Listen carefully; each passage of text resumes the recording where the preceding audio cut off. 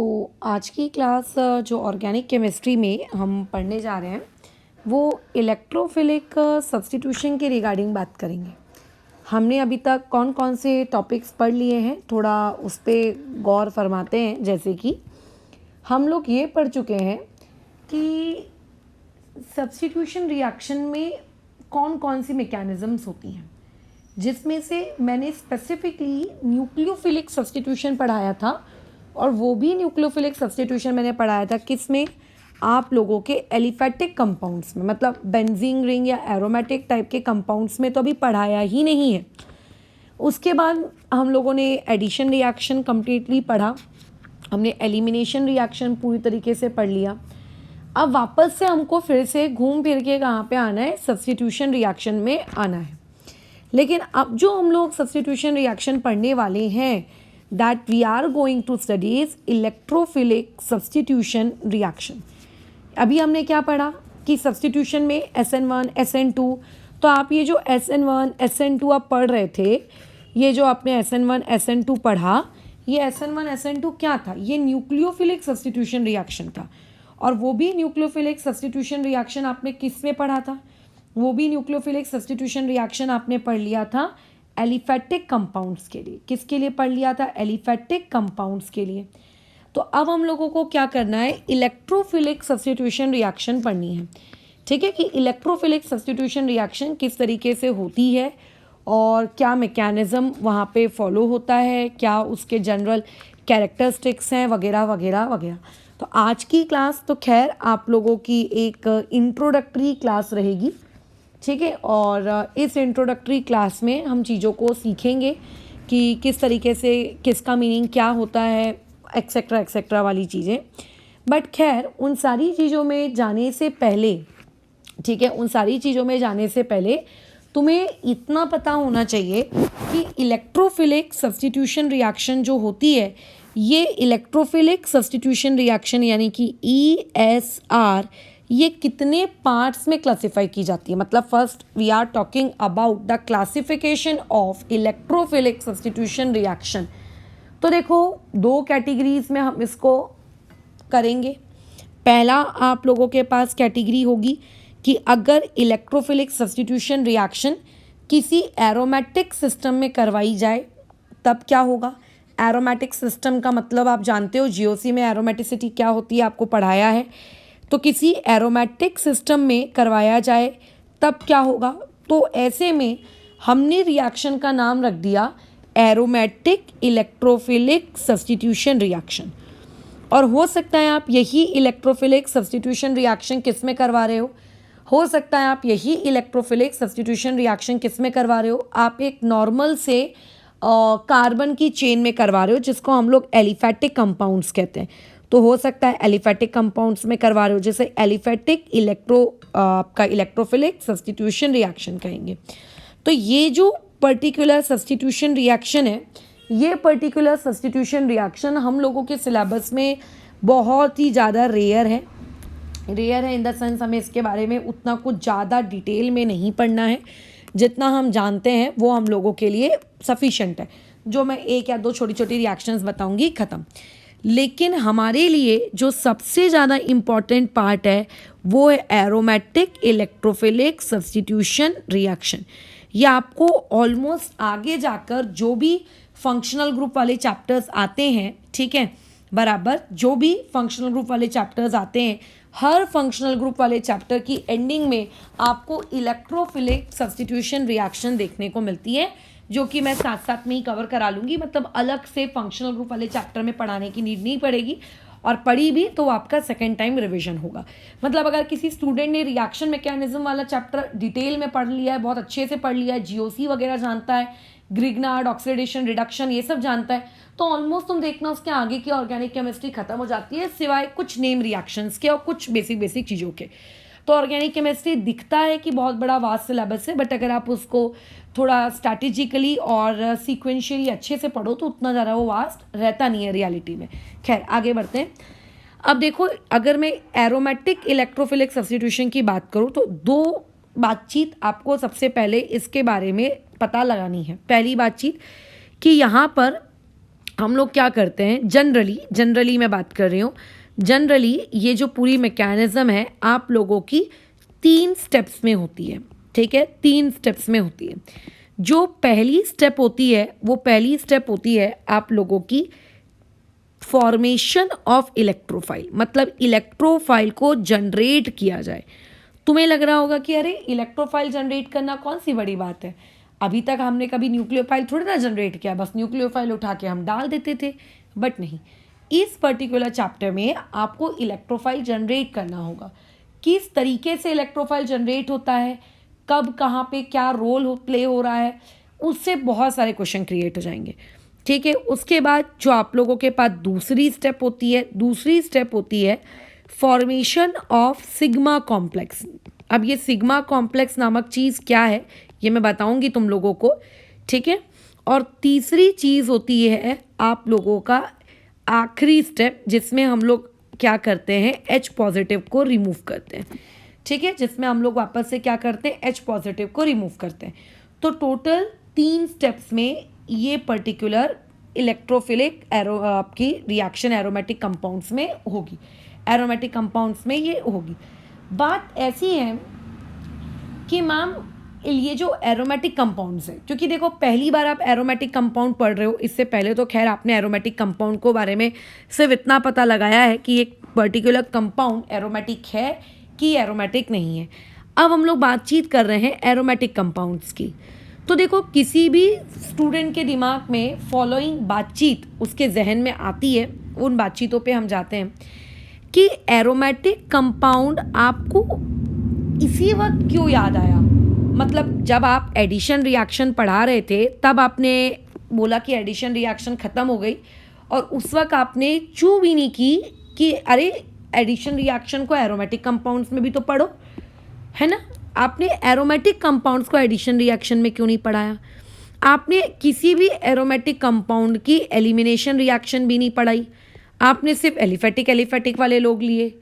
अब आप एरोमेटिक को इंट्रोड्यूस करवा रहे हो सब्स्टिट्यूशन में, और वो भी फ़िलहाल मैं पहली बार इंट्रोड्यूस करवा रही हूँ, तो वो मैं किस में इंट्रोड्यूस करवा रही हूँ, इलेक्ट्रोफिलिक में इंट्रोड्यूस करा रही हूँ, न्यूक्लियोफिलिक सब्स्टिट्यूशन में भी इंट्रोड्यूस नहीं करवा रही हूँ। अब कई लोगों का डाउट आ जाएगा जिन्होंने पहले से पढ़ के रखा है कि अरे न्यूक्लियोफिलिक थोड़ी ना होता है, या होता है तो डिफ़िकल्टी से होता है। खैर जो लोग पहली बार पढ़ रहे हैं उनके रिस्पेक्ट में बोल रहे हैं कि सब्स्टिट्यूशन आप एरोमेटिक में पढ़ा रहे हो, एरोमेटिक को सब्स्टिट्यूशन में पढ़ा रहे हो, और उसमें भी हम 2 ब्रांचेस पढ़ेंगे। अगर एक इलेक्ट्रोफाइल सब्स्टिट्यूट होकर आता है हाइड्रोजन के बदले, या फिर एक न्यूक्लियोफाइल आता है हाइड्रोजन के बदले। तो खैर फिलहाल हम लोगों का जो टॉपिक है वो इलेक्ट्रोफिलिक सब्स्टिट्यूशन रिएक्शन है, तो हम ये पढ़ रहे हैं। ये हम लोगों को अभी बाद में पढ़ना है, ये हम लोग अभी इसको बाद में डील करेंगे इसके साथ। बट अगेन वही पॉइंट ऑफ डिस्कशन कि आखिर आपने एरोमेटिक से रिलेटेड कोई भी मैकेनिज्म अभी तक एडिशन या एलिमिनेशन में क्यों नहीं पढ़ाई। आपको अचानक से अभी क्यों याद आ रहा है कि सब्स्टिट्यूशन में अरे एरोमेटिक छूट गया था, ऐसे में तो फिर एडिशन में भी छूट गया है, ऐसे में तो एलिमिनेशन में भी छूट गया है, वाई आपको अब भी याद आया। तो देखो इसका बहुत ही लॉजिकल सा रीज़न है, वो लॉजिकल रीज़न हम समझेंगे। होता ऐसा है कि एडिशन रिएक्शन में आप जानते हो कि जो डबल बॉन्ड है उसको कन्वर्ट किया जाता है सिंगल बॉन्ड में, सब जानते हैं, हाँ जानते हैं। अब मैं एक सबसे फेमस एरोमेटिक कंपाउंड ले रही हूँ जो कि आपके सिलेबस में है, बेंजीन।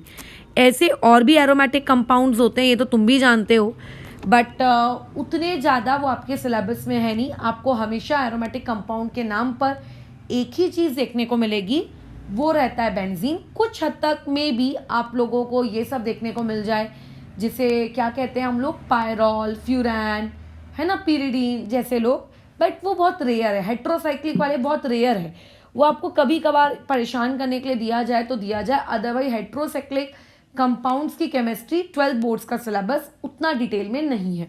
हमारे इसमें से बेंजीन रिंग होता है। तो बेंजीन रिंग में अगर मान लेते हैं मैं एडिशन रिएक्शन परफॉर्म करवाऊँ, अब तो तुम तो जानते हो एडिशन रिएक्शन परफॉर्म करने के लिए लेट से मैंने Br2 डाला, पूरी दुनिया जानती है कि ये एडिशन रिएक्शन किसी नॉन पोलर सॉल्वेंट के प्रेजेंस में होती है, और ये एडिशन कैसा एडिशन होता है, एंटी।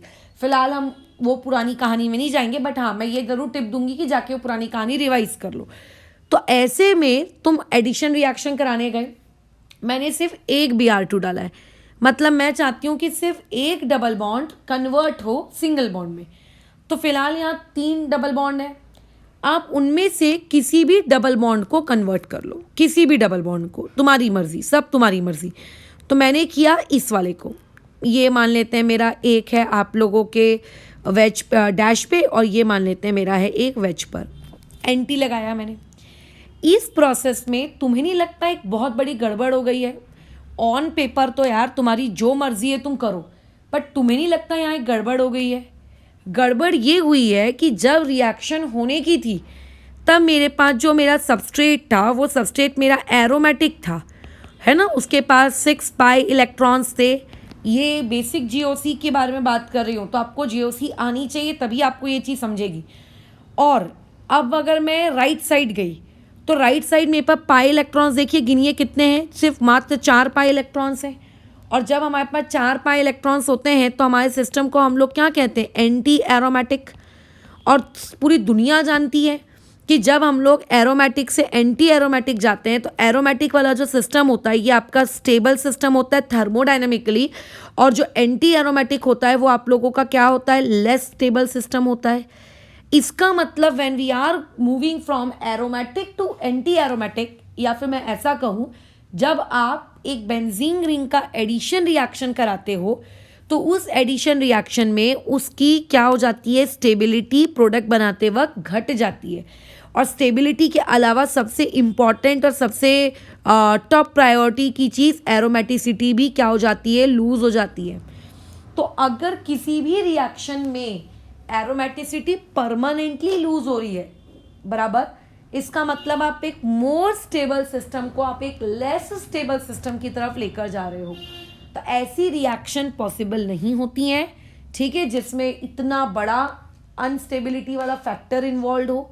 इसीलिए बेंजीन रिएक्शन, बेंजीन वाले कंपाउंड्स, है ना, बेंजीन वाले कंपाउंड्स, चाहे बेंजीन में कोई ग्रुप ही क्यों ना लगा हो या बेंजीन अकेली ही क्यों ना हो, ये लोग एडिशन रिएक्शन नहीं देते। बोर्ड्स में खैर इस तरीके के क्वेश्चन पूछे जाते हैं गिव रीजंस के फॉर्मेट में, तो वहाँ पे हमको एक्सप्लेन करना होता है, जैसे जो मैंने अभी चीज़ें बताई वही आपको स्टेटमेंट के फॉर्म में एक्सप्लेन करना होता है और कुछ नहीं। तो वहाँ पे क्योंकि एरोमेटिसिटी लूज हो रही है इसीलिए एडिशन रिएक्शन नहीं करते। तो ध्यान रखना, बेंजीन के पास डबल बॉन्ड है, ठीक है, या फिर किसी दूसरे एरोमेटिक कंपाउंड के पास भी हो सकता है डबल बॉन्ड हो, बट डबल बॉन्ड होने के बावजूद ये लोग एडिशन रिएक्शन नहीं देते। क्यों ये लोग एडिशन रिएक्शन नहीं देते? What is the reason? क्योंकि एरोमेटिसिटी लूज हो जाती है। हो सकता है यही चीज़ आपको एमसीक्यू के फॉर्मेट में भी पूछ ली जाए आगे जाकर कभी, है ना, कि which of the following statement is correct regarding aromatic compound. तो कई लोगों को ऐसा लगता है कि नहीं नहीं, इसके पास भी तो डबल बॉन्ड है तो इसने भी तो एडिशन देना चाहिए, बट ये एडिशन नहीं देगा, ठीक है। चलिए नेक्स्ट बातचीत करते हैं एलिमिनेशन के बारे में, कि आखिर एलिमिनेशन क्यों नहीं होता। तो एलिमिनेशन को समझने के लिए अगेन मुझे एक सबस्ट्रेट लेना होगा, है ना, सबस्ट्रेट की मदद से हम एलिमिनेशन को समझेंगे। तो इस एलिमिनेशन को यहाँ नीचे समझते हैं, ठीक है, यहाँ पे अपन नीचे समझते हैं। डन, चलो बोलो क्या होगा। एक सबस्ट्रेट ले लो मैम, आप ले लिया भाई सबस्ट्रेट, यही वाला सबस्ट्रेट ले लेती हूँ। ये मेरे पास रिंग है ना, यहाँ पे डबल बॉन्ड है और यहाँ पे ब्रोमीन लगा है। तुम्हें लगेगा अरे यहाँ पे डबल बॉन्ड भी है और ब्रोमीन भी है, कैसे कैसे? अरे यार वहाँ पे हाइड्रोजन भी तो होते हैं, तो अब हाइड्रोजन नहीं होंगे इसका मतलब, है ना, हाइड्रोजन नहीं होंगे इसका मतलब। चलो अच्छी बात है, बहुत अच्छी बात है, आगे बढ़ते हैं, आगे बढ़ते हैं। इसका मुझे एलिमिनेशन कराना है। अब तुम तो जानते हो एलिमिनेशन करवाने के लिए हमें हीट सप्लाई करनी पड़ती है, हाँ, और जो भी रिएजेंट देना हो तुम डलवा लेना उस रिएजेंट को। फिलहाल अभी एलिमिनेशन की मैकेनिज्म समझना हमारा कंसर्न नहीं है, वो ऑलरेडी हम समझ चुके हैं। अब होगा क्या, आप लोगों के पास बताओ, ये आप लोगों की रिंग रहेगी, इस रिंग में क्या होगा बताओ, इस रिंग में क्या हो जाएगा बताओ, कुछ इस तरीके का कंपाउंड बनेगा, है ना। एलिमिनेशन का मतलब तो यही होता है। खैर वैसे ये जो बना इसको हम लोग कहते हैं बेंजाइन, तुम्हें शायद पता होगा, ये एक बहुत ही हमारा इम्पॉर्टेंट रिएक्शन इंटरमीडिएट होता है। Benzene is our kind of reaction intermediate, ये एक रिएक्शन इंटरमीडिएट है। अब नाम से समझ में आ रहा है कि ये रिएक्शन इंटरमीडिएट है, इसका मतलब ये प्रोडक्ट तो नहीं है। क्यों ये प्रोडक्ट क्यों नहीं है? क्योंकि रिएक्शन तो हो गई, रिएक्शन में यही होता है ना, आप दो लोगों को हटाओ, दो लोगों को हटाने के बाद आप क्या करवाओ, आप वहाँ पे उसका डबल बॉन्ड वापस से करवाओ, है ना, क्रिएट करवाओ, तो ये हो तो गया मैडम, प्रोडक्ट तो यही होना चाहिए, बट ये प्रोडक्ट नहीं है। क्यों ये प्रोडक्ट नहीं है? ये एक रिएक्शन इंटरमीडिएट क्यों है? क्योंकि देखो, ऐसा करने पर एरोमेटिसिटी में तो कोई फ़र्क नहीं पड़ा, क्योंकि पहले भी 6 पाई इलेक्ट्रॉन्स थे, अभी भी 6 पाई इलेक्ट्रॉन्स है। हाँ, कई लोगों को ऐसा लग सकता है कि नहीं नहीं मैम, अब तो देखिए ना 8 पाई इलेक्ट्रॉन्स हो गए ना, देखिए ना टोटल 4 पाई बॉन्ड्स हैं। तो इससे पहले भी जब मैंने एरोमेटिसिटी की तुमको शीट दी थी, उस वक्त ये डाउट डिस्कशन किया है कि आपके पास अगर 10 लोन पेयर्स होंगे किसी पर्टिकुलर एटम पर, तो उसके 10 ठोक लोन पेयर्स रेजोनेंस में नहीं चले जाते, जाता सिर्फ एक ही है, बाकी चुपचाप बैठे रहते हैं। तो इसके पास भले ही यहाँ पे 2 पाई बॉन्ड है, बट इसमें से एक ही सिर्फ रेजोनेंस में इन्वॉल्व होगा, और सिर्फ उसको हम पाई इलेक्ट्रॉन्स में काउंट करेंगे, दूसरे वाले को नहीं करेंगे। ठीक है, तो एरोमेटिसिटी के टर्म्स में तो सब कुछ ठीक ठीक दिख रहा है, बेंजाइन एक एरोमेटिक कंपाउंड है। लेकिन दिक्कत कहाँ है फिर, जब एरोमेटिसिटी भी सब कुछ बराबर है तो आप हाइब्रिडाइजेशन चेक करो। ये हाइब्रिडाइजेशन है sp और ये हाइब्रिडाइजेशन भी है sp, ये तो मानते हो? हाँ। और ये भी मानते हो केमिकल बॉन्डिंग के अकॉर्डिंग कि sp हाइब्रिडाइजेशन का मतलब होता है कितना डिग्री? 180 डिग्री। 180 डिग्री का मतलब ज्योमेट्री या फिर जो भी आप शेप बोलो वो कैसी होनी चाहिए? लीनियर होनी चाहिए। तुम्हें लगता है कि ये साइक्लिक सिस्टम लीनियर ऑब्टेन कर पाएगा अपनी फिगर? क्योंकि यहाँ तो एक सर्टेन एंगल है ना, इन दोनों के बीच में एक सर्टेन डायहेड्रल मतलब कुछ तो एक एंगल होगा, तो इसके लिए अचीव कर पाना लीनियर ज्योमेट्री ये इम्पॉसिबल है। इसीलिए ये इस पर्टिकुलर स्टेट में नहीं रह सकता ज़्यादा देर तक, इसीलिए ये क्या है आप लोगों का एक रिएक्शन इंटरमीडिएट है, ये आप लोगों का प्रोडक्ट नहीं है। इसीलिए जो एरोमेटिक कंपाउंड्स होते हैं ये भी जनरली 99% केसेस में आपको एलिमिनेशन रिएक्शन नहीं देते हैं। क्या ये बात क्लियर है? इसीलिए एडिशन और एलिमिनेशन में हम लोगों ने कहीं पे भी एरोमेटिक कंपाउंड का जिक्र नहीं किया। अब हम सब्स्टिट्यूशन में आ रहे हैं। तो सब्स्टिट्यूशन में 2 प्रकार की सब्स्टिट्यूशन होती है, खैर वैसे तो एक तीसरी प्रकार की भी सब्स्टिट्यूशन होती है, वो होती है फ्री रेडिकल सब्स्टिट्यूशन। तो फ्री रेडिकल पे भी अभी मैं बातचीत नहीं कर रही हूँ। मेरा आज का टॉपिक है इलेक्ट्रोफिलिक सब्स्टिट्यूशन, तो मैं इलेक्ट्रोफिलिक सब्स्टिट्यूशन पे बातचीत करूँगी। तो इलेक्ट्रोफिलिक सब्स्टिट्यूशन अगेन कितने टाइप की हो जाती है? 2 टाइप की हो जाती है। किस इलेक्ट्रोफाइल लाया जा रहा है, किसी एलिफेटिक कंपाउंड में इलेक्ट्रोफाइल को ला के दिया जा रहा है कि किसी एरोमेटिक कंपाउंड में एक इलेक्ट्रोफाइल को लाकर दिया जा रहा है, दोनों में से किस कंपाउंड में इलेक्ट्रोफाइल आ रहा है? तो जैसा कि मैंने बताया कि एलिफेटिक वाले जो एग्जाम्पल्स है electrophilic substitution reaction in aliphatic compounds, ये हमारे पास वैसे भी बहुत कम है और ये हम लोगों के लिए क्या है, बहुत ही ज़्यादा इंपॉर्टेंट है। तो पहले हम लोग एरोमेटिक कवर कर रहे हैं, ठीक है। और electrophilic substitution reaction in aromatic compounds ये जनरली कितने स्टेप्स में होती है? आप लोगों की 3 स्टेप्स में होती है। Step number 1, step number 2, step number 3, ठीक है। स्टेप नंबर 1 मैं ऑलरेडी बता चुकी हूँ, इलेक्ट्रोफाइल को जनरेट करवाना। स्टेप नंबर 2 सिग्मा कॉम्प्लेक्स बनाना। स्टेप नंबर 3 हाइड्रोजन को रिमूव करना। तो लेकिन इसमें से अगर कोई तुमसे पूछे कि इलेक्ट्रोफिलिक सब्स्टिट्यूशन रिएक्शन के इन एरोमेटिक कंपाउंड्स में कितनी स्टेप्स है, तो आप कहोगे 2 स्टेप्स है। क्यों मैम, अभी तो आप 3 बोल रहे थे, अभी आप लेकिन 2 क्यों कह रहे हो? वो इसीलिए क्योंकि इलेक्ट्रोफाइल जनरेट करवाना, फ्री रेडिकल जनरेट करवाना, या फिर मान के क्या चलते हैं, क्या कहते हैं, आपका न्यूक्लियोफाइल जनरेट करवाना, ये आपके मैकेनिज्म के स्टेप में नहीं आता है ना। ये मैकेनिज्म के स्टेप में नहीं आता। मेन मैकेनिज्म आप लोगों की कहाँ से शुरू होती है? स्टेप नंबर 2 से। जैसे फ्री रेडिकल की जो मैकेनिज्म होती है उसमें 3 स्टेप्स आपकी बहुत इंपॉर्टेंट होती हैं, इनिशिएशन, प्रोपोगेशन, टर्मिनेशन। बट सबसे ज़्यादा इंपॉर्टेंट स्टेप उसमें से पूरी मैकेनिज्म की कौन सी होती है? आपकी प्रोपोगेशन वाली होती है, बराबर। तो वहाँ यहाँ पर भी सबसे इंपॉर्टेंट कौन सी है? आखिरी की 2 स्टेप है, क्योंकि इलेक्ट्रोफाइल जनरेट करवाना, न्यूक्लियोफाइल जनरेट करवाना या फिर रेडिकल जनरेट करवाना, इसको यूजुअली लोग काउंट नहीं करते। तो मैकेनिज्म वाइज अगर मैं देखूँ तो मैकेनिज्म सिर्फ इन 2 स्टेप में ही हो रहा है। पहली वाली स्टेप में तो सिर्फ क्या हो रहा है, आप लोगों का जनरेशन हो रहा है। तो मैकेनिज्म में कितनी स्टेप्स होती हैं? 2, और ओवरऑल टोटल कितनी स्टेप्स होती हैं? 3। ठीक है, ये ओवरव्यू समझ में आया आपके इलेक्ट्रोफिलिक सब्स्टिट्यूशन रिएक्शन का, बिल्कुल ओवरव्यू तो समझ में आ गया कि किस में हो रही है किस में नहीं हो रही है। खैर, अभी फिलहाल आगे बढ़ते हैं। अब आगे हम लोगों का जो टॉपिक है वो टॉपिक है एरोमेटिक, ठीक है, एरोमेटिक का AR, इलेक्ट्रोफिलिक सब्स्टिट्यूशन रिएक्शन। तो सब्स्टिट्यूशन का S और इलेक्ट्रोफिलिक का E। अगर जब हमने SN1 SN2 पढ़ा था तुम्हें शायद याद होगा, तो SN1 SN2 जब मैंने तुमको पढ़ाया था तब मैंने कहा था S मतलब सब्स्टिट्यूशन, N मतलब न्यूक्लियोफाइल। वैसे ही यहाँ पे S मतलब सब्स्टिट्यूशन, E मतलब आप लोगों का कौन, इलेक्ट्रोफाइल। तो फिलहाल इस AR ऐसी रिएक्शन को हम एक बहुत ही बेसिक एग्जाम्पल से समझेंगे, एक बहुत ही बेसिक एग्जाम्पल से। क्या है वो बेसिक एग्जाम्पल? एरोमेटिक सिस्टम का बेंजीन रिंग। ये मेरे पास एक बहुत ही सुंदर सी प्यारी सी बेंजीन रिंग है। पूरी दुनिया जानती है कि बेंजीन रिंग के पास पाई इलेक्ट्रॉन्स होते हैं, ठीक है। या फिर अगर मैं इस बेंजीन रिंग का स्ट्रक्चर ड्रॉ करूं, अगर मैं इसका एक और स्ट्रक्चर ड्रॉ करूं तो इसका एक और स्ट्रक्चर पता है किसके जैसा दिखता है? इसका एक और स्ट्रक्चर कुछ इस प्रकार का दिखता है कि आपके पास ये एक रिंग है, इस रिंग के ऊपर इलेक्ट्रॉन का क्लाउड है, पाई इलेक्ट्रॉन का क्लाउड है, इस रिंग के नीचे पाई इलेक्ट्रॉन का क्लाउड है, लाइक अ सैंडविच स्ट्रक्चर। क्या है ये? Sandwich structure. ये जो आपको मैं दिखा रही हूँ ये कौन है? ये पाई एक मिनट ये क्या है? आप लोगों के पाई इलेक्ट्रॉन्स हैं। अब तुम तो जानते हो पाई इलेक्ट्रॉन्स की कहानी। जो पाई इलेक्ट्रॉन्स होते हैं ये आप लोगों के बहुत ही क्या होते हैं? बहुत ही वीकली हेल्ड होते हैं, है ना।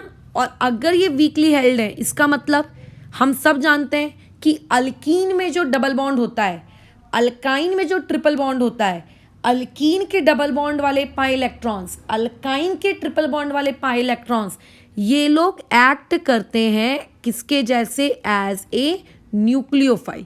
किसके जैसे एक्ट करते हैं? As a nucleophile.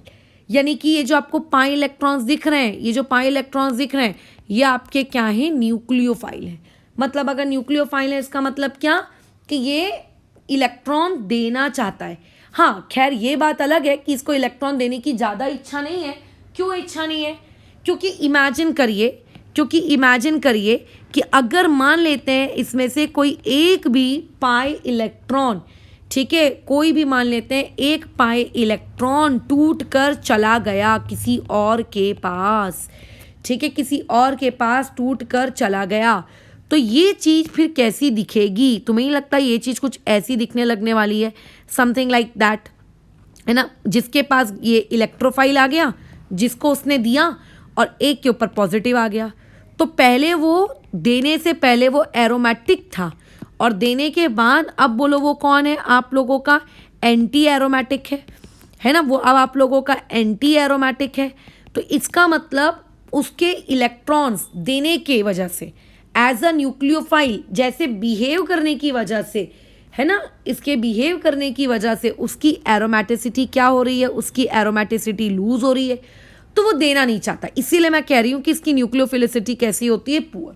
अब कई लोगों का डाउट होगा कि मैम अभी अभी आपने ऊपर एडिशन में कहा था कि अगर एरोमेटिसिटी लूज हो जाए तो ऐसे केस में फिर वो रिएक्शन ही नहीं करेगा।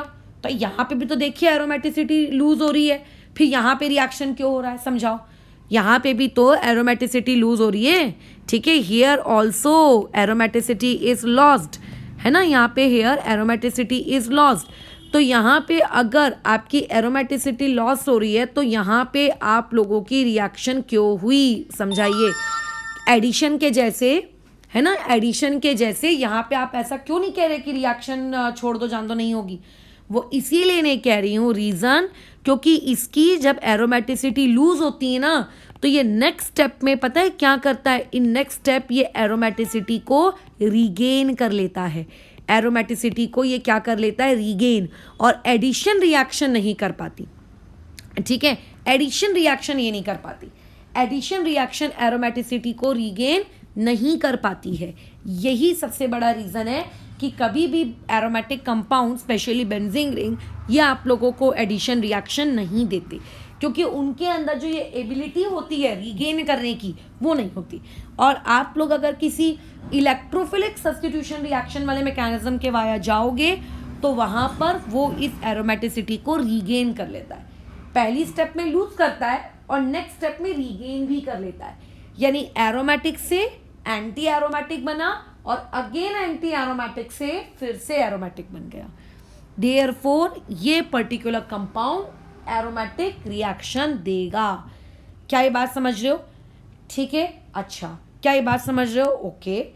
इसका मतलब पॉइंट्स क्या क्या हमें समझ में आए कि बेंजीन रिंग में जो पाई बॉन्ड्स हैं, जो पाई इलेक्ट्रॉन्स हैं, वही एज अ न्यूक्लियोफाइल बिहेव करने वाले हैं। देखो, अगर मैं कहूंगी कि ये रिएक्शन एक इलेक्ट्रोफिलिक रिएक्शन है तो इलेक्ट्रोफाइल का कोई काउंटर पार्ट न्यूक्लियोफाइल भी तो होगा ना, क्योंकि इलेक्ट्रोफाइल का मतलब क्या है? भिखारी, जिसके पास कोई इलेक्ट्रॉन नहीं है, पुअर स्पीशीज, जिसके पास कोई इलेक्ट्रॉन नहीं है। तो जिसके पास इलेक्ट्रॉन ही नहीं है वो किसी दूसरे के साथ बॉन्ड कैसे बनाएगा? क्योंकि बॉन्ड बनाने के लिए तो इलेक्ट्रॉन चाहिए। अब इलेक्ट्रॉन इलेक्ट्रोफाइल के पास तो नहीं है, तो ये इलेक्ट्रॉन आएगा कहां से? ठीक है, जो बेसिक केमिस्ट्री होती है 11th क्लास की, वो आपको क्या बताती है कि एक बॉन्ड को बनाने में 2 इलेक्ट्रॉन लगते हैं।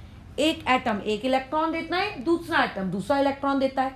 फिर थोड़ी सी एडवांस केमिस्ट्री आपको क्या बताती है कि चलो मान लेते हैं अगर किसी एक एटम के पास इलेक्ट्रॉन नहीं है तो दूसरा वाला जो एटम है वो दोनों इलेक्ट्रॉन दे देता है, जिसको बेसिकली हम लोग कोऑर्डिनेशन बॉन्ड कहते हैं, जो कि एक प्रकार का कोवैलेंट बॉन्ड ही होता है। बट ऐसी भी एक पॉसिबिलिटी होती है कि एक के पास कुछ नहीं है और दूसरे के पास 2 इलेक्ट्रॉन्स है। ये भी देखो एक पॉसिबिलिटी होती है। तो यहाँ पे वही हो रहा है, इलेक्ट्रोफाइल के पास कुछ नहीं है, इसका मतलब जो बॉन्ड बनाना है तो बॉन्ड बनाने के लिए किसी दूसरे ने इलेक्ट्रॉन देना चाहिए। तो वो दूसरा कौन होता है? तो वो दूसरा बेंजीन रिंग का पाई बॉन्ड होता है। ठीक है, वो इलेक्ट्रॉन कौन देता है बॉन्ड बनाने के लिए? आपके बेंजीन रिंग का पाई बॉन्ड देता है। एक मिनट पानी पी दो।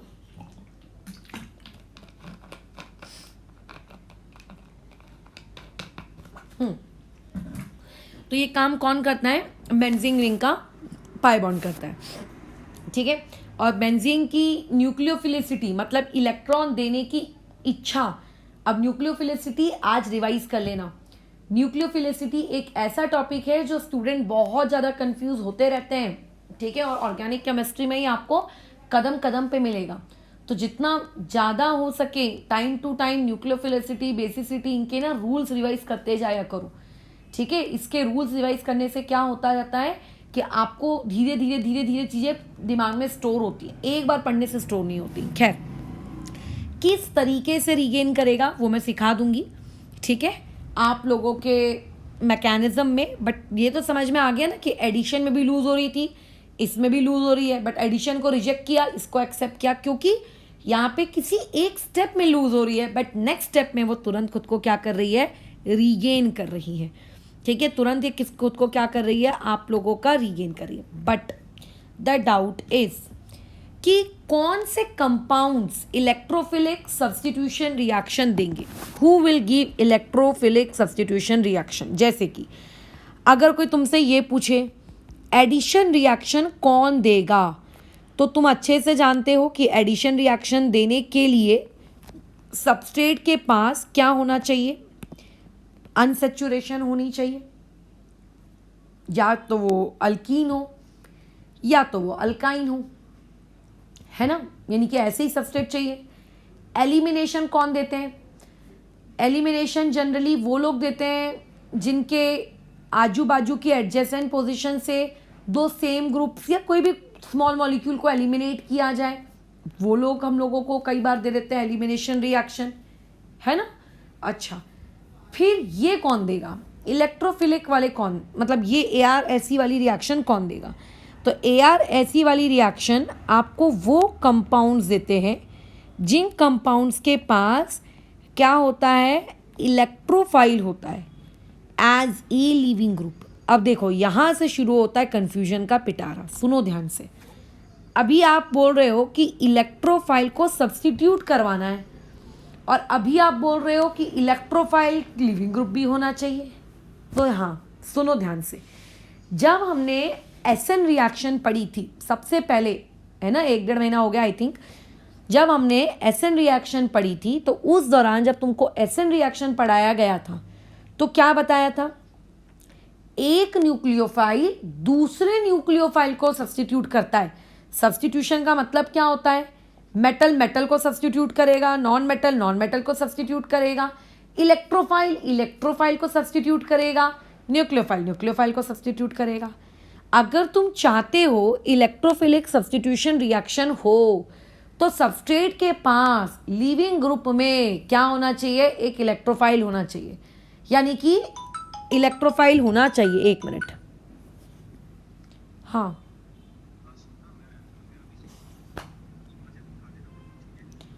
ठीक है,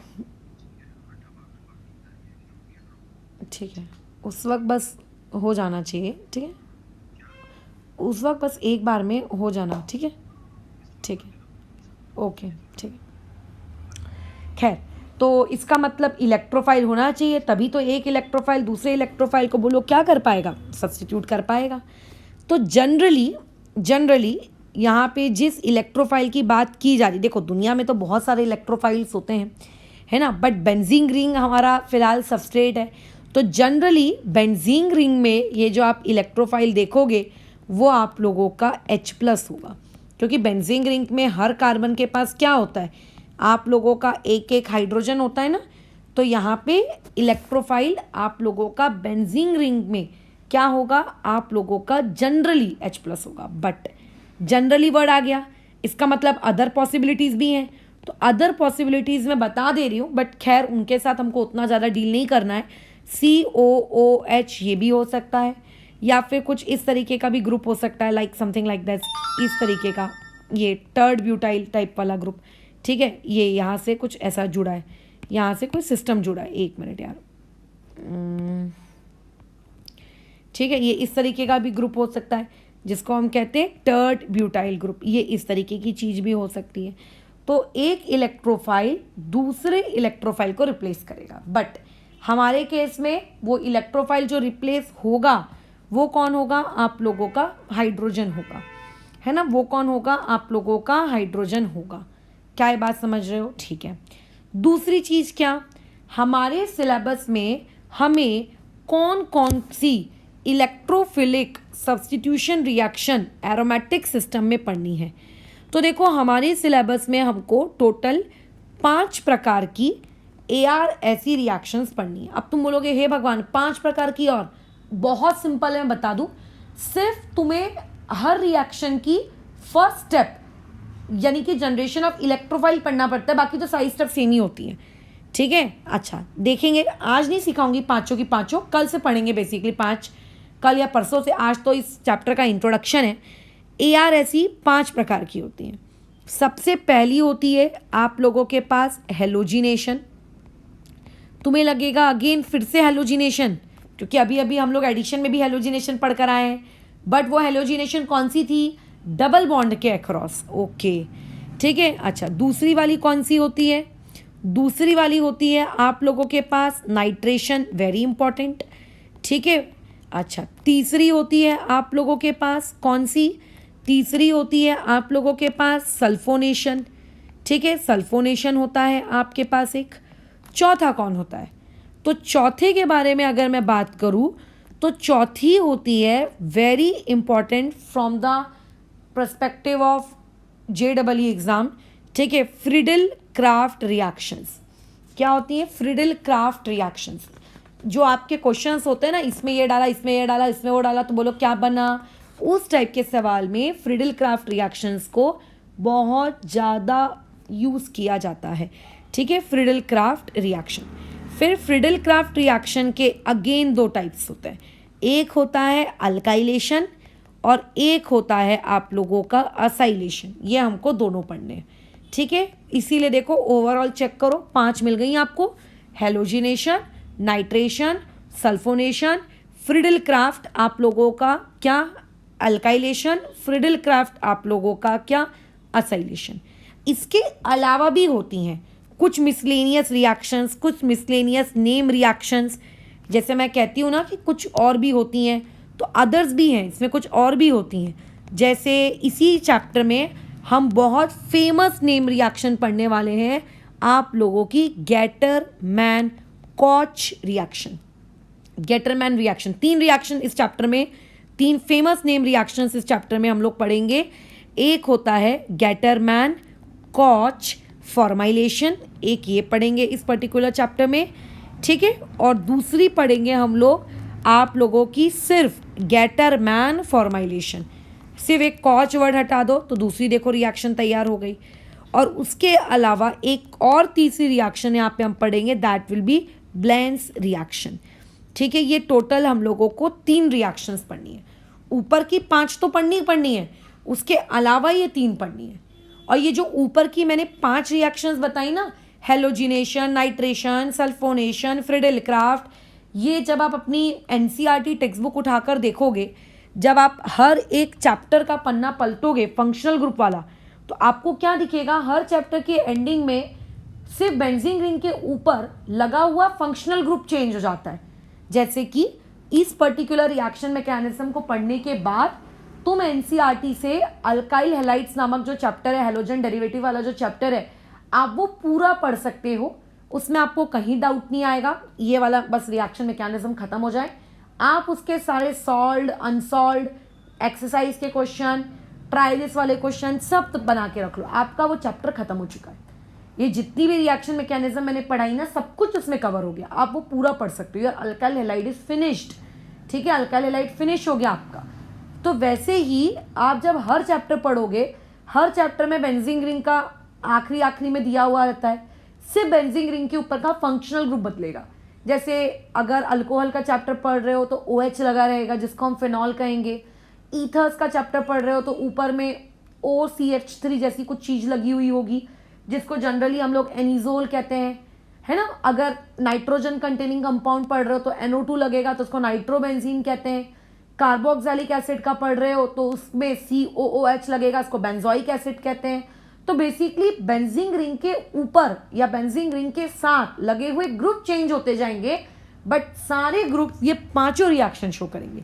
हर ग्रुप आप लोगों का हेलोजिनेशन भी देगा, हर ग्रुप आप लोगों का नाइट्रेशन भी देगा, हर ग्रुप आप लोगों का फ्रिडल क्राफ्ट और सल्फोनेशन भी देगा।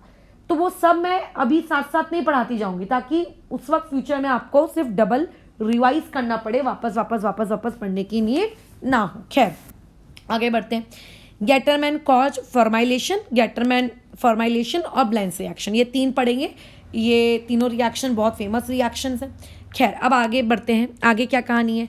हमें ये पता चल गया कि कौन रिएक्शन देते हैं। एक ऐसे सबस्ट्रेट वो रिएक्शंस देंगे जिनके पास लिविंग ग्रुप क्या होगा, एक इलेक्ट्रोफाइल होगा। और जनरली इस केस में इलेक्ट्रोफाइल कौन रहने वाला है, जनरली इस केस में हमारा इलेक्ट्रोफाइल रहने वाला है हाइड्रोजन। सही कह रहे हैं, बिल्कुल। पॉइंट नंबर 2, इन रिएक्शंस को करवाने के लिए कुछ रिएजेंट चाहिए होता है कि बिना रिएजेंट की हो जाती हैं। ऑब्वियस है यार, बिना रिएजेंट के थोड़ी ना कोई रिएक्शन होगी। तो यहाँ पे हमको रिएजेंट डेफिनेटली चाहिए होता है।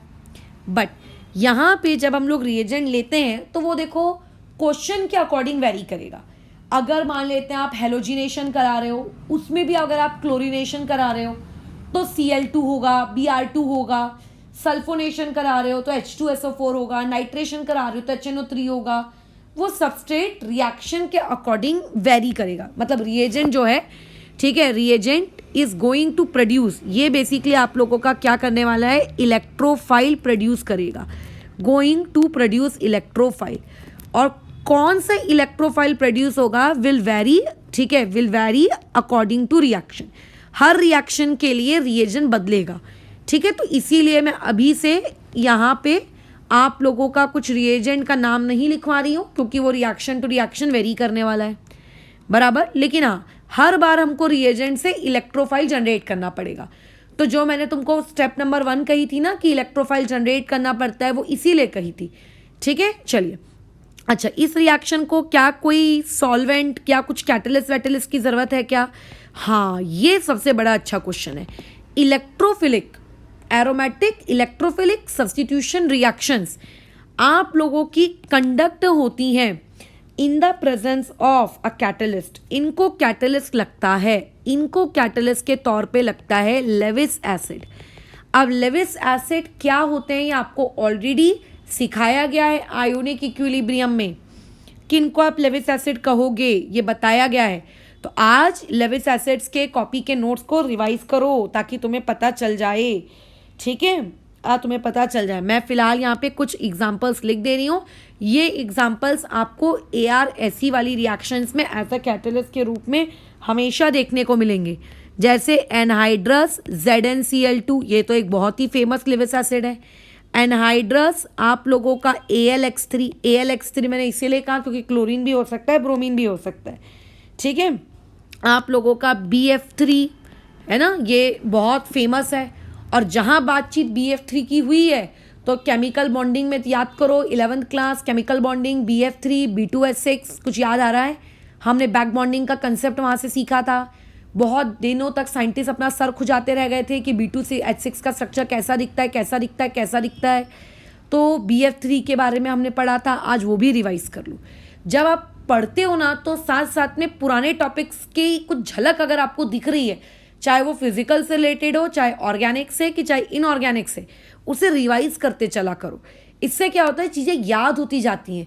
अदरवाइज आप लोगों के पास कभी टाइम नहीं होता है पुराने कंसेप्ट्स को रिवाइज करने का।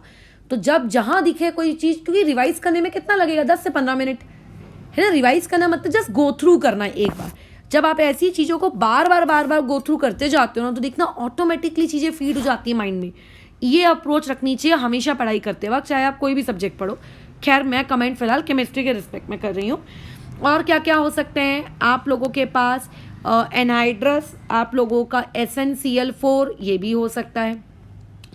तो कई लोग जिनको ये फीलिंग आ रही थी कि मैडम सिर्फ ऑक्टेट जिनका इनकम्प्लीट होता है उनको लेविस एसिड कहती है, तो देखो SnCl4 का तो ऑक्टेट कंप्लीट है, बट मैंने फिर भी उसको कहा लेविस एसिड, इसीलिए कह रही हूँ जाके लेविस एसिड रिवाइज करो, ठीक है। ये आप लोगों के कुछ एग्जाम्पल्स हैं जो कि लेविस एसिड्स के तौर पर हम लोग यूज़ करेंगे और इस पर्टिकुलर रिएक्शन मैकेनिज्म के चैप्टर में आपको बार बार देखने को मिलेंगे, ठीक है, आप लोगों को बार बार देखने को मिलेंगे, है ना। एंड समटाइम्स कई बार आप लोगों को एसिड्स का भी यूज़ करना पड़ता है, हमेशा नहीं, कई बार आपको करना पड़ेगा। और जिस वक्त आपको एसिड यानी कि H+ का यूज़ करना पड़ेगा उस वक्त हम देखेंगे कि वो कौन सी रिएक्शन है, क्योंकि वो रिएक्शन टू रिएक्शन वेरी करेगा, है ना। तो अभी उस पर पहले से बातचीत क्यों करें, चलिए खैर आगे बढ़ते हैं। तो ये मैंने तुम्हें पूरी पुराण कथा बता दी, किसके बारे में, आपके ESR के बारे में, ठीक है, पूरी पुराण कथा। अब बात आती है मैकेनिज्म की। तो देखो मैं जो तुम्हें सिखाने जा रही हूँ, मैं तुम्हें एक जनरल मैकेनिज्म सिखाऊंगी। जनरल मैकेनिज्म का मतलब क्या होता है कि रिएजेंट चेंज हो सकता है, कैटलिस्ट चेंज हो सकता है, सबस्ट्रेट चेंज हो सकता है, बट रिएक्ट करने का जो तरीका है वो चेंज नहीं होगा, वो हमेशा वैसा ही रहेगा। So I am here going to teach you the mechanism. मैं मैकेनिज्म पढ़ा रही हूँ तुमको, ठीक है। मैं क्या पढ़ा रही हूँ तुमको, मैकेनिज्म पढ़ा रही हूँ। तो मैकेनिज्म में जो आपकी स्टेप नंबर 1 है, जिसको मैं बार बार बोल रही हूँ, आप लोगों का क्या, जनरेशन ऑफ इलेक्ट्रोफाइल। तो वो इलेक्ट्रोफाइल जनरेट कहाँ से होता है, रिएजेंट से। और हर क्वेश्चन के लिए देखो रिएजेंट तो अलग अलग रहने वाला है, बराबर, हर क्वेश्चन के लिए रिएजेंट तो अलग अलग रहने वाला है। तो इसीलिए अभी जनरल मैकेनिज्म पढ़ाते वक्त मैं जनरेशन ऑफ इलेक्ट्रोफाइल वाली स्टेप को क्या नहीं कर रही हूँ, कंसीडर नहीं कर रही हूँ। वो जब हम लोग एक एक रिएक्शन की मैकेनिज्म समझेंगे तो एक एक रिएक्शन की मैकेनिज्म समझते वक्त हम लोग उस इलेक्ट्रोफाइल के जनरेशन को देखेंगे, क्योंकि वो रिएक्शन टू रिएक्शन वेरी करेगा। तो फिर मैं उसका एक जनरलाइज फॉर्म क्या बताऊं। हाँ, कई बुक्स में जनरलाइज फॉर्म के नाम पे ये आपको ज़रूर दिखते हुए मिलेगा कि एक आपके पास रिएजेंट होगा। अब अगर एक रिएजेंट होता है तो रिएजेंट के पास इलेक्ट्रोफिलिक पार्ट भी होता है, न्यूक्लियोफिलिक पार्ट भी होता है। उसमें कैटलिस्ट डालेंगे तो उसके अंदर से इलेक्ट्रोफिलिक पार्ट बाहर आके जनरेट हो जाएगा, है ना, और उसके पास का एक न्यूक्लियोफिलिक पार्ट जनरेट हो जाएगा। और फिर उसके बाद स्टेप नंबर 2 में आते हैं। स्टेप नंबर 2 में क्या होता है, स्टेप नंबर 2 को हम लोग क्या नाम देते हैं, फॉर्मेशन ऑफ सिग्मा कॉम्प्लेक्स। इसको क्या नाम देते हैं हम लोग, फॉर्मेशन ऑफ सिग्मा कॉम्प्लेक्स। ये आप लोगों की बहुत ही इंपॉर्टेंट स्टेप है। इवन ये आप लोगों की, मैं कह दूं, ये आप लोगों की कैसी स्टेप होती है, ये आप लोगों की स्लो स्टेप होती है। ये कैसी स्टेप होती है, स्लो। क्या होता है स्लो स्टेप में? आपके पास होती है एक एरोमेटिक कंपाउंड, जो कि जनरली इस केस में हम बेंजीन रिंग ले रहे हैं, तो ये हो गया। इसमें हम ऐड करते हैं इलेक्ट्रोफाइल। अब कई स्टूडेंट्स का डाउट आएगा, मैडम ऊपर में तो न्यूक्लियोफाइल भी जनरेट हुआ, तो नीचे न्यूक्लियोफाइल क्यों नहीं आया? तो मैं कैसा है, सारी चीज़ों को स्टेप बाय स्टेप बताते हुए आगे जा रही हूँ। जिन्होंने ध्यान से सुना है, जिनका कहते हैं मेंटली अभी फ़िलहाल वो फिज़िकली दोनों तरीके से क्लास में मौजूद हैं, उनको ये शायद बात पता होगी कि मैंने जस्ट इसी क्लास में ऊपर एक स्टेटमेंट कही है कि आपको एक ऐसा सबस्ट्रेट चाहिए जिससे आप सब्स्टिट्यूट करो तो उसके पास खुद भी एक इलेक्ट्रोफाइल होना चाहिए। यानी कि इलेक्ट्रोफाइल को सब्स्टिट्यूट करता है, न्यूक्लियोफाइल को, और बेंजीन रिंग के पास कोई न्यूक्लियोफाइल नहीं होते। हाँ, उसके पाई इलेक्ट्रॉन्स होते हैं, बट सब्स्टिट्यूट कैसे करोगे यार पाई इलेक्ट्रॉन्स को? सब्स्टिट्यूट तो एटम को किया जाता है ना। बेंजीन रिंग के पास क्या चीजें हैं? या तो कार्बन एटम है या तो हाइड्रोजन एटम है।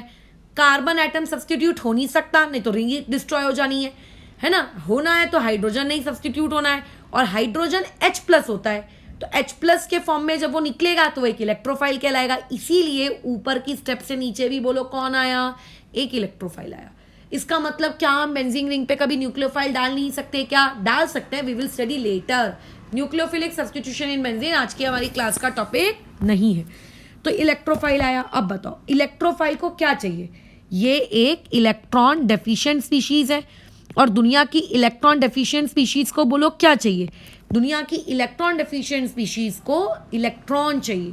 कहाँ से आएंगे? बारिश थोड़ी ना होगी इलेक्ट्रॉन की, अब कहीं ना कहीं से तो इलेक्ट्रॉन को आना पड़ेगा। अब इलेक्ट्रॉन आते हैं बेंजीन रिंग के पास से। बेंजीन रिंग इलेक्ट्रॉन को भेजती है। मैंने ऊपर समझाया कि बेंजीन रिंग के पास जो ये पाई इलेक्ट्रॉन्स होते हैं, ये पाई इलेक्ट्रॉन्स किसके जैसे एक्ट करते हैं? They act like a nucleophile. तो बेसिकली यही पाई इलेक्ट्रॉन्स किसके पास चले? इलेक्ट्रोफाइल के पास चले। एक पाई इलेक्ट्रॉन जाएगा कि दो जाएंगे? भाई दो ही जाएंगे ना। एक तब जाता जब इलेक्ट्रोफाइल के पास भी एक इलेक्ट्रॉन होता, दोनों अपने एक एक इलेक्ट्रॉन को यूज करके एक बॉन्ड बना लेते। फिलहाल इलेक्ट्रोफाइल के पास कोई इलेक्ट्रॉन नहीं है बॉन्ड बनाने के लिए। मतलब अगर बॉन्ड बनाना है तो ऐसे केस में दोनों इलेक्ट्रॉन बेंजीन को ही देने पड़ेंगे, इसीलिए दोनों जाएंगे। तो अगर ऐसे केस में दोनों पाई इलेक्ट्रॉन चले गए तो बोलो क्या होगा? दोनों पाई इलेक्ट्रॉन चले गए तो देखो ये जो दूर के पाई इलेक्ट्रॉन्स है इनको तो कुछ नहीं होगा, लेकिन जो पाई इलेक्ट्रॉन्स आप लोगों के करीब है, उस बेंजीन रिंग के करीब है, उनमें से एक पाई इलेक्ट्रॉन। अच्छा एक बात मैं बता दूं तुम्हें, हर बेंजीन रिंग में हर कार्बन के पास क्या होता है? एक हाइड्रोजन होता है। मैं बार बार इस चीज़ को शो नहीं करूंगी, बट प्लीज़ इसको अपने माइंड में रखना। कई बार क्वेश्चन सॉल्व करते करते हम इस चीज़ को भूल जाते हैं, बहुत ही बेसिक सी चीज़ है। तो देखो एक हाइड्रोजन तो उसके पास पहले से था। अब क्योंकि पाई इलेक्ट्रॉन की मदद से इस वाले कार्बन ने इलेक्ट्रोफाइल के साथ भी बॉन्ड बना लिया, तो उस पर्टिकुलर कार्बन को, इस ग्रीन वाले कार्बन को तो देखो कोई दुख नहीं है, क्योंकि उसके इलेक्ट्रॉन डोनेट करने से पहले भी देखो 4 बॉन्ड थे, है ना। इलेक्ट्रॉन डोनेट करने के बाद भी उसके पास 4 बॉन्ड है। क्यों? इलेक्ट्रोफाइल की वजह से। बट जो नीचे वाला कार्बन है, यानी कि ये ब्राउन वाला कार्बन, ये ब्राउन वाले कार्बन के पास पहले कितने इलेक्ट्रॉन थे? 4। मतलब पहले कितने बॉन्ड थे? 4। लेकिन क्योंकि अब उसने अपना पाई इलेक्ट्रॉन डोनेट कर दिया और उसको बदले में इलेक्ट्रोफाइल भी नहीं मिला, तो इस बेचारे के ऊपर क्या क्रिएट हो गया? Positive charge.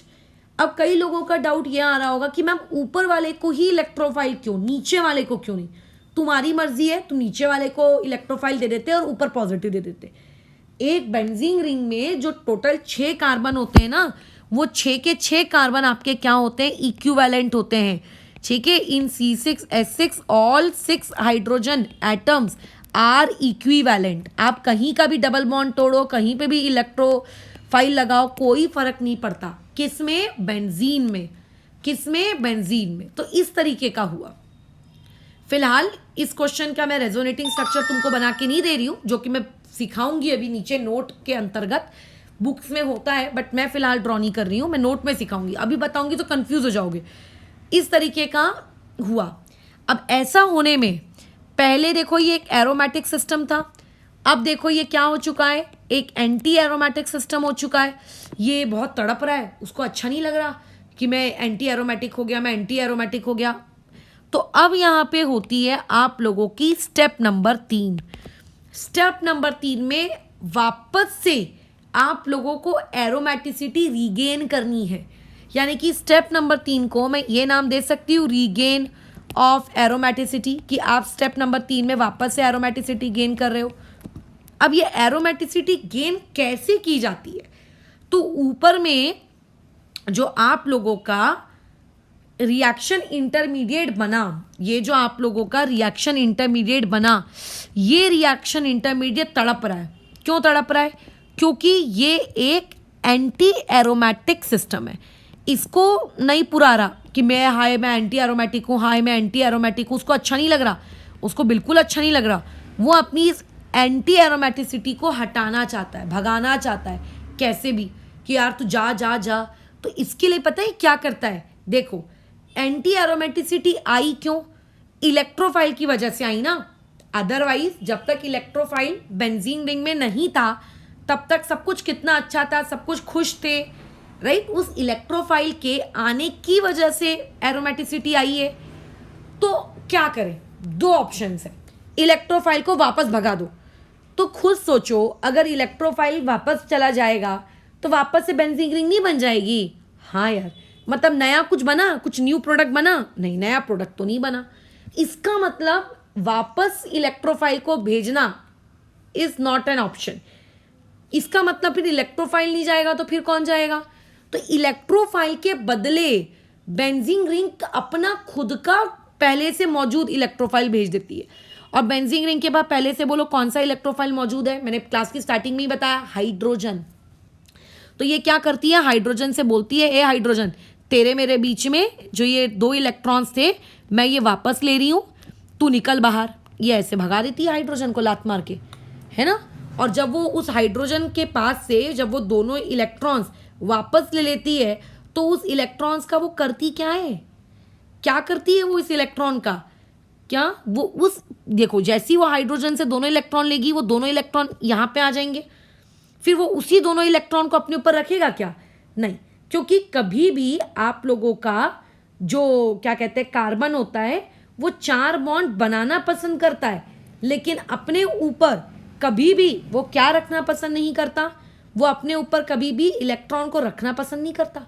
और वो भी ये देखते हुए कि अरे बाजू वाले के ऊपर पॉजिटिव है, तो वो म्यूचुअली क्या सोचता है, चल एक काम करता हूँ, उसी इलेक्ट्रॉन को यूज करके यहाँ पाई बॉन्ड क्रिएट कर लेता हूँ। उसी इलेक्ट्रॉन को यहाँ पे क्या करता हूँ, यूज करके यहाँ पे पाई बॉन्ड क्रिएट कर लेता हूँ।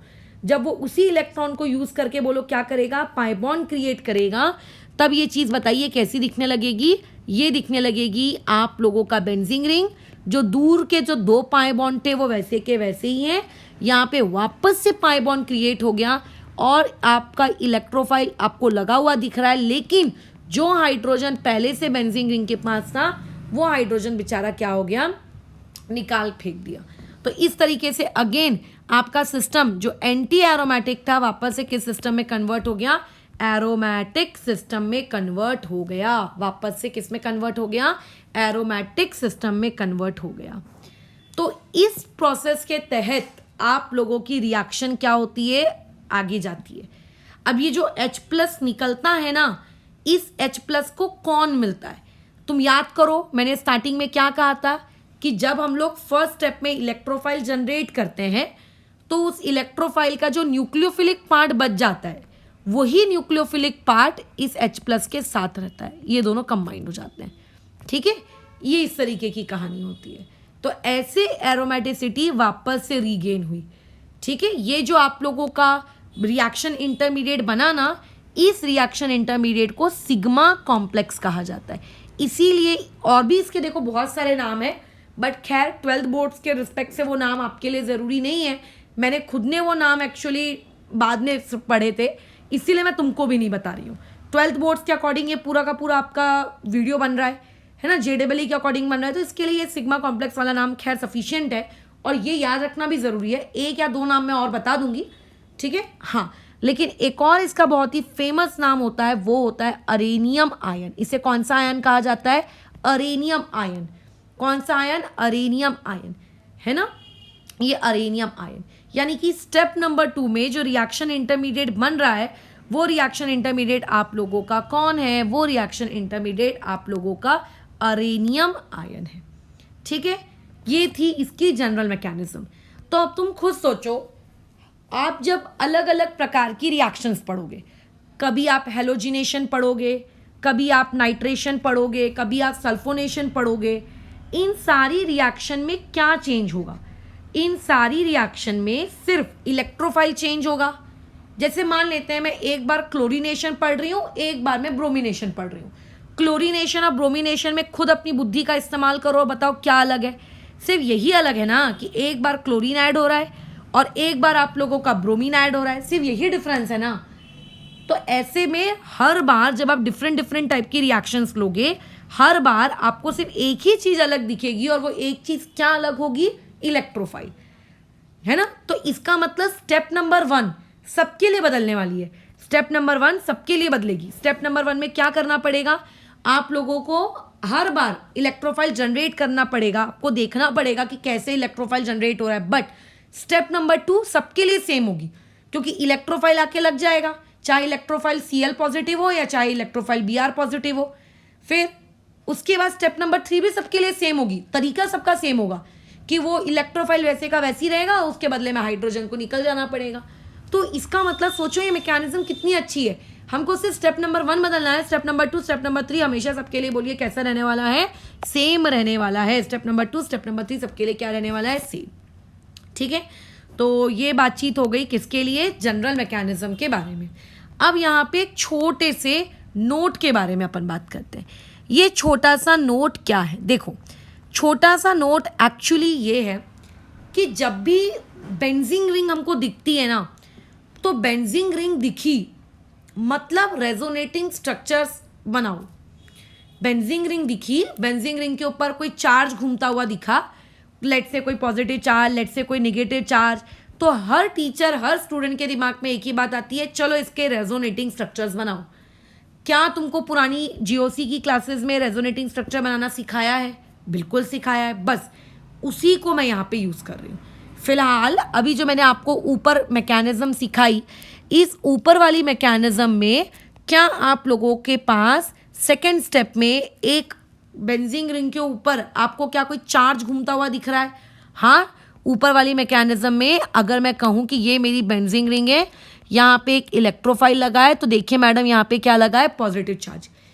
तो मैंने इसको अरेनियम आयन नाम दिया और मैंने डायरेक्टली स्टेप नंबर 3 करवा दी।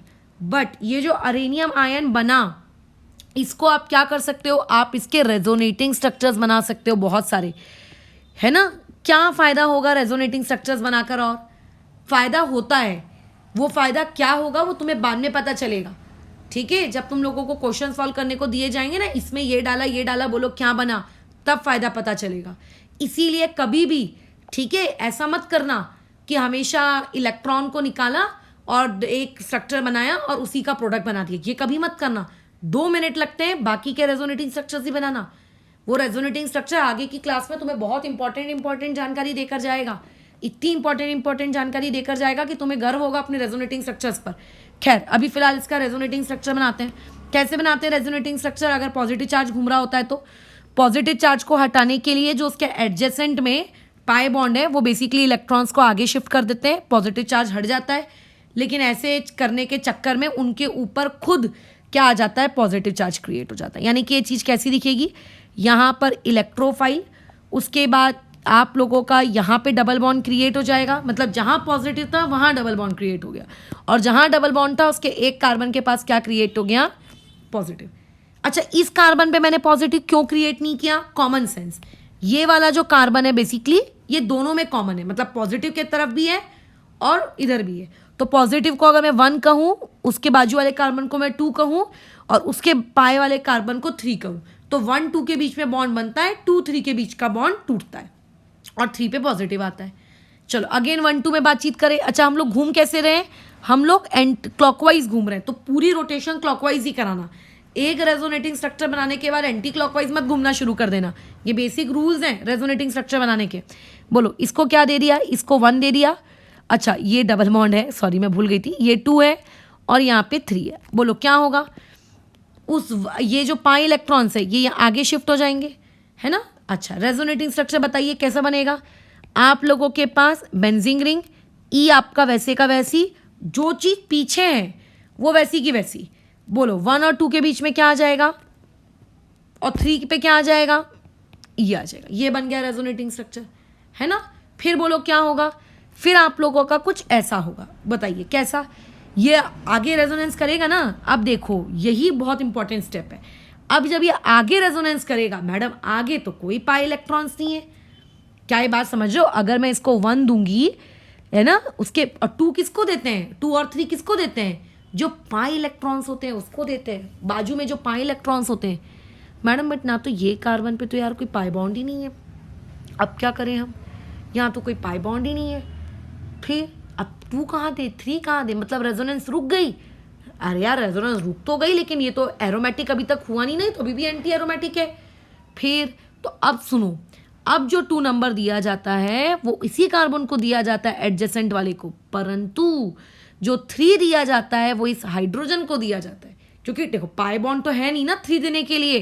तो अब ऐसे में क्या होता है, ये हाइड्रोजन अपने दोनों इलेक्ट्रॉन देता है, ये दोनों इलेक्ट्रॉन इस कार्बन पे आते हैं और ये कार्बन इन दोनों इलेक्ट्रॉन को यूटिलाइज करके पाई बॉन्ड बनाता है। ये होती है एक्चुअल मैकेनिज्म, जो मैंने आपको ऊपर बता दिया ना कि वो हाइड्रोजन चला जाएगा, उस हाइड्रोजन के चले जाने के बाद वहां पे डबल बॉन्ड बना देना। This was a short trick. ये क्या थी, ये थी शॉर्ट ट्रिक थी। ये शॉर्ट ट्रिक थी कि ऐसा करना होता है। देखो हो वही रहा है कि हाइड्रोजन ही इलेक्ट्रॉन दे रहा है, बट ये पूरी मैकेनिज्म है कि एरोमेटिसिटी रेजोनेंस आगे नहीं हो पा रही थी क्योंकि डबल बॉन्ड नहीं थे। तो देखो फिर आखिर हुआ ना वही, आप लोगों का हाइड्रोजन चला गया बेचारा दुखी मन से, और दुखी मन से चला गया वापस से बेंजीन रिंग की क्या हो गई, एरोमेटिसिटी गेन हो गई और इलेक्ट्रोफाइल उस पर चिपका है। ये देखो इस तरीके से ये ऐसा हो गया, है ना।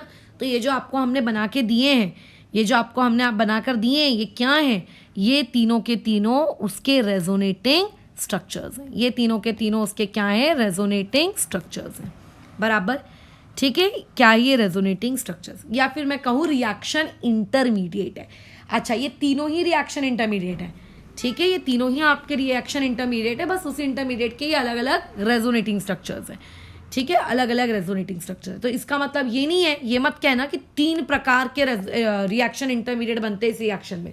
एक ही रिएक्शन इंटरमीडिएट बनता है, बस उस रिएक्शन इंटरमीडिएट के हमने अलग अलग फॉर्म्स बना लिए हैं, बनता एक ही है। पता चले कई महान अनुभव लोग ये बोलना शुरू कर दे कि यहाँ पे 3 रिएक्शन इंटरमीडिएट बनते हैं, तो 3 नहीं बनते भाई, बनता एक ही है, ठीक है।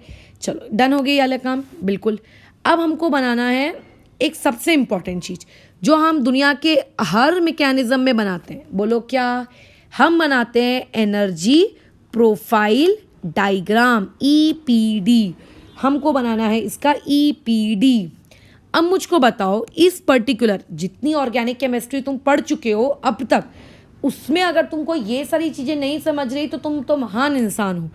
रिएक्शन इंटरमीडिएट फिलहाल अभी अभी मैंने कहा, बोलो कितने हैं इस पर्टिकुलर मैकेनिज्म में, सिर्फ एक।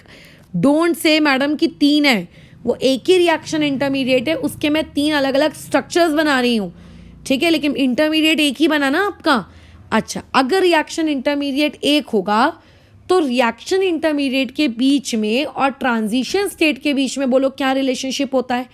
जो ट्रांजिशन स्टेट होती है वो हमेशा रिएक्शन इंटरमीडिएट से +1 होती है, यानी कि अगर रिएक्शन इंटरमीडिएट यहाँ पे आपका 1 है तो ज़रूर यहाँ पे ट्रांजिशन स्टेट्स कितनी होंगी, आप लोगों की 2 होंगी, बराबर। ये बेसिक है। और खैर केमिकल काइनेटिक्स में भी मैंने ये चीज़ आप लोगों को बताई है, ऑर्गेनिक में भी बताई है, बट याद रखना भूलना मत, बताया तो बहुत सी चीज़ आती भूल जाते हो। लेकिन ये मान लेते हैं हमने ड्रॉ कर ली हम लोगों की y एक्सिस, ठीक है, ये हम लोगों ने ड्रॉ कर ली हम लोगों की x एक्सिस, है ना, ये y-x। रिएक्टेंट की कुछ ना कुछ तो एनर्जी होगी, तो मान लेते हैं ये रिएक्टेंट की एनर्जी है, एनर्जी ऑफ रिएक्टेंट। प्रोडक्ट की भी कुछ ना कुछ एनर्जी होगी। अब बात ये आती है इस पर्टिकुलर रिएक्शन मैकेनिज्म में प्रोडक्ट की एनर्जी रिएक्टेंट से ज़्यादा होगी कि रिएक्टेंट से कम होगी, है ना। जैसे अभी आपने जब ये पढ़ा था एलिमिनेशन रिएक्शन, तो तुम्हें शायद याद होगा मैंने एलिमिनेशन रिएक्शन में भी आप लोगों को क्या बना कर दिया था, एनर्जी प्रोफाइल डायग्राम। बट मैंने बताया था कि एलिमिनेशन में प्रोडक्ट की एनर्जी ज़्यादा होती है एज कंपेयर टू रिएक्टेंट, और सब्स्टिट्यूशन में कम होती है, मतलब कब ज़्यादा होती है कब कम होती है ये भी पता होना चाहिए ना। तो यहाँ पे जो भी आपकी रिएक्टेंट की एनर्जी है और जब आप प्रोडक्ट बनाओगे तो प्रोडक्ट की एनर्जी आपके रिएक्टेंट की एनर्जी से बोलिए कैसी होगी, कम। यहाँ पे कैसी होगी, कम। मान लेते हैं ये है प्रोडक्ट की एनर्जी। इसका मतलब जैसे कि यहाँ पे, अच्छा मैंने एक मिनट, ठीक है, यहाँ पे हमें दिख रहा है कि एनर्जी ऑफ रिएक्टेंट ज़्यादा है as compare to energy of product. इसका मतलब ये रिएक्शन एक कैसी रिएक्शन है, एक्सो। और अगर ये रिएक्शन एक्सो है तो इसका डेल्टा एच इस पर्टिकुलर ग्राफ का बोलिए कितना रहेगा, नेगेटिव। ये तो फिजिकल केमिस्ट्री की खैर बातचीत हो गई, आगे बढ़ते हैं। अब क्योंकि यहाँ पे 2 ट्रांजिशन स्टेट बनेंगी तो पहले ट्रांजिशन स्टेट बनाते हैं, ये आपका गया ऊपर एक बार झूला, फिर उसके बाद डिप आएगा, वही डिप बेसिकली रिएक्शन इंटरमीडिएट होता है। उसके बाद सेकेंड ट्रांजिशन स्टेट बनेगी, फिर ट्रांजिशन स्टेट सेकेंड बनने के बाद प्रोडक्ट बन जाएगा। ऐसी 2 ट्रांजिशन स्टेट बनी, ये इसका एनर्जी प्रोफाइल डायग्राम होगा। ये जो आपको डिप दिख रहा है ना, ये डिप बेसिकली रिएक्शन इंटरमीडिएट है, ठीक है। कौन सा रिएक्शन इंटरमीडिएट, मैंने बताया था ना रिएक्शन इंटरमीडिएट कैसा दिखता है, अरेनियम आयन, इसी को तो हम रिएक्शन इंटरमीडिएट कहते हैं। ये आप लोगों का रिएक्शन इंटरमीडिएट है। और ये जो आपको ऊपर के टॉप पॉइंट्स दिख रहे हैं ये आप लोगों के कौन है, ट्रांजिशन स्टेट। ये आपके ट्रांजिशन स्टेट है। ये कौन है, ये है आप लोगों का रिएक्टेंट। रिएक्टेंट मतलब सादी बेंजीन रिंग है ना। और ये कौन है, प्रोडक्ट। प्रोडक्ट मतलब क्या कि फाइनली बेंजीन रिंग के पास जाकर कौन चिपक गया, इलेक्ट्रोफाइल चिपक गया। फिर मैडम ट्रांजिशन स्टेट यहाँ पे क्या, मतलब how transition state will look, इनमें से ट्रांजिशन स्टेट कौन है। तो देखो ट्रांजिशन स्टेट नंबर 1 का मतलब क्या है। ट्रांजिशन स्टेट नंबर 1 का मतलब होता है कि जब पहली बार थोड़ा थोड़ा डबल बॉन्ड टूट रहा था। क्यों टूट रहा था, न्यूक्लियोफाइल के जैसे उसे एक्ट करना है ना, उसको इलेक्ट्रोफाइल को इलेक्ट्रॉन देने हैं ना। अच्छा, हाइड्रोजन वैसे का वैसी, और थोड़ा थोड़ा dot dot dot dot electrophile आ रहा था। This was your first transition state. और सेकेंड ट्रांजिशन स्टेट किसको कहते हैं, सेकेंड ट्रांजिशन स्टेट का कहने का मतलब ये होता है कि जब डबल बॉन्ड थोड़ा थोड़ा फॉर्म हो रहा था, क्योंकि वापस से एरोमेटिसिटी रीगेन होती है ना, और जब थोड़ा हाइड्रोजन जा रहा था और इलेक्ट्रोफाइल जब परमानेंट हो गया था, इसको हम कहते हैं हमारी आपकी सेकेंड ट्रांजिशन स्टेट। यानी कि फर्स्ट ट्रांजिशन स्टेट में ये जो पाई बॉन्ड है ये ब्रेक हो रहा था, इलेक्ट्रोफाइल का फॉर्म हो रहा था, हाइड्रोजन वैसे का वैसे ही था। सेकेंड ट्रांजिशन स्टेट में पाई बॉन्ड फॉर्म हो रहा है और हाइड्रोजन ब्रेक हो रहा है। So this was all about electrophilic substitution reaction in case of aromatic compounds. क्या ये इसका इंट्रोडक्शन खत्म हुआ? नहीं, इसका इंट्रोडक्शन अभी खत्म नहीं हुआ, क्योंकि इसके इंट्रोडक्शन में हमें थोड़े से टॉपिक्स और पढ़ने होते हैं। ये तो मैंने तुम्हें मैकेनिज्म वाला टॉपिक बताया, उसकी जनरल बातचीत वाला टॉपिक बताया। अब इसमें हम लोग जो सेकंड टॉपिक कल पढ़ने जाएंगे, जो हम शुरू करेंगे, वो बहुत इंपॉर्टेंट होगा। That second topic will be आप लोगों का एक्टिवेटिंग एंड डीएक्टिवेटिंग ग्रुप्स। ठीक है, ये टॉपिक होगा हमारा, एक्टिवेटिंग एंड डीएक्टिवेटिंग ग्रुप। कोई कठिन चीज़ नहीं है, जीओसी आती है मतलब ये आता है टॉपिक। अगर आपको जीओसी आती है, अगर आपको बेसिसिटी, एसिडिटी, प्लस आई, माइनस आई, हाइपर कंजुगेशन, रेजोनेंस, जो भी जीओसी में सिखाया था, अगर आपको वो आता है तो आपको ये टॉपिक भी आएगा। अगर आपको वो टॉपिक नहीं आते तो आपको ये सेकंड टॉपिक भी नहीं बनेगा। ठीक है, उसके बाद होता है थर्ड टॉपिक, जो JEE के सिलेबस का सबसे, मतलब उनके टीचर्स का ये सबसे फेवरेट टॉपिक है, सबसे फेवरेट टॉपिक वो होता है ओरिएंटेशन। ठीक है, वो होता है ओरिएंटेशन। खैर, इस टॉपिक की हेडिंग होती है रिएक्टिविटी, जिसको मैंने लिख दिया एक्टिवेटिंग एंड डीएक्टिवेटिंग, बट नाम है उसका रिएक्टिविटी। आज हमने क्या सीखा? आज हमने मैकेनिज्म सीखी। कल हम क्या सीखेंगे? रिएक्टिविटी सीखेंगे और उसके एग्जाम्पल्स करेंगे। और उसके बाद जो तीसरा टॉपिक होता है वो होता है ओरिएंटेशन। इसी साल जो पहला अटेम्प्ट था JEE का, JEE 2021 का जो पहला था, आई थिंक जनवरी वाला जो था, उसमें इस ओरिएंटेशन टॉपिक से सवाल आया था। ब्रह्मा के पेपर में आया था, उसका अनफॉर्चुनेटली गलत हो गया। खैर, उसने इतना सोचा नहीं, लेकिन हम लोग डिस्कस करेंगे कि क्या गलती हुई उससे और किस साइड से इस टाइप के सवालों को किया जाता है। तो ओरिएंटेशन सबसे ज़्यादा कंफ्यूजिंग टॉपिक है। रिएक्टिविटी खैर कोई कंफ्यूजिंग टॉपिक नहीं है। जिसको जीओसी आती है, जिसने एसिडिटी बेसिसिटी किया है, उसको ये सेकंड टॉपिक भी पता होगा। वो आराम से कर लेगा। तुमको लगेगा अरे ये क्या है सेकंड टॉपिक, ये तो मैडम आप तभी पढ़ा देते हैं, तो भी हम सीख लेते हैं। लेकिन ओरिएंटेशन, ये नहीं कह रही हूँ कि कोई नया टॉपिक है, ये आपका पुराना टॉपिक ही है, जीओसी से ही संबंधित रहेगा। जीओसी आती है तो हेल्प मिलेगी काफ़ी, बट इसमें थोड़ा सा कॉमन सेंस का भी तड़का लगता है, तो कॉमन सेंस होना इसमें बहुत ज़रूरी है। तो अभी हम लोग आपकी जो ये पर्टिकुलर मैकेनिज्म है जिसका नाम है electrophilic substitution reaction in aromatic compounds, इसके इंट्रोडक्शन को हम 3 पार्ट्स में क्लासिफाई करते हैं। पहला इंट्रोडक्शन जो हमने आज पढ़ा, जिसका हम लोग नाम देते हैं जनरल मैकेनिज्म। दूसरा इसका इंट्रोडक्शन हम कल पढ़ेंगे, दैट इज रिएक्टिविटी एंड उसके कुछ क्वेश्चंस। तीसरा जो रहेगा आप लोगों का टॉपिक वो रहेगा ओरिएंटेशन, ठीक है, ओरिएंटेशन ये आपका तीसरा और उसके रिलेटेड कुछ क्वेश्चंस। और चौथा इसका इंट्रोडक्शन रहेगा प्रोटेक्शन। 4 टोटल इंट्रोडक्शन रहेंगे, प्रोटेक्शन, ब्लॉकिंग, अलग अलग नाम होते हैं। और इस प्रकार से इलेक्ट्रोफिलिक आपकी सब्स्टिट्यूशन रिएक्शन एरोमेटिक कंपाउंड में उसका इंट्रोडक्शन खत्म होगा। ये पूरा मैं इस पूरी चीज को इंट्रोडक्शन के अंतर्गत ही लेती हूँ। फिर उसके बाद जो 5वीं स्टेप होगी, उस 5वीं स्टेप में हम अलग अलग मैकेनिज्म्स को पढ़ेंगे, अलग अलग रिएक्शंस को पढ़ेंगे। मैंने बताया ना, नाइट्रेशन पढ़ना है, हेलोजिनेशन पढ़ना है, वगैरह वगैरह वगैरह वगैरह, उन सबको 5वें स्टेप में हम लोग पढ़ेंगे कि अच्छा ये।